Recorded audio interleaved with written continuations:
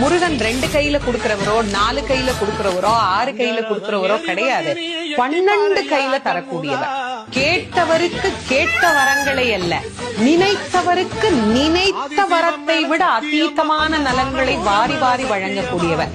அவர் 12 கையில கொடுப்பார், வாங்குறதுக்கு நமக்கு தான் 2 கை பத்தாது. அப்பேற்பட்ட வள்ளலாக விளங்கக்கூடியவர் முருகப்பெருமான். அவர் வள்ளல்னா பக்கத்துல இருக்கிற அம்மா சும்மா கிடையாது, அவள் வள்ளி. இவர் 1 கொடுத்தா அந்த அம்மா 2 கொடுங்கன்னு வாழாம். அப்படி கணவனும் மனைவியும் போட்டி போட்டுக்கிட்டு நமக்கு கொடுக்க தயாரா இருக்கிறாங்க. வாங்குவதற்கு நாம் என்ன செய்ய வேண்டும்? அவரை நினைக்கணும். எப்படி நினைக்கணும்? அரை நிமிஷமாவது நினைக்கணும். அரை நிமிஷம் எப்படி நினைக்கணும்? எனக்கு கொடுப்பாரு, எனக்கு கொடுப்பாரு, எனக்கு கொடுப்பாருன்னு நினைக்க கூடாது. முருகப்பெருமானை உள்ளம் உருகி, அந்த உள்ளம் உருகுகிற போதே நமக்கு அப்படியே கண்களில் இருந்து ஆனந்த கண்ணீர் அப்படியே பெருகும். அந்த கண்ணீர்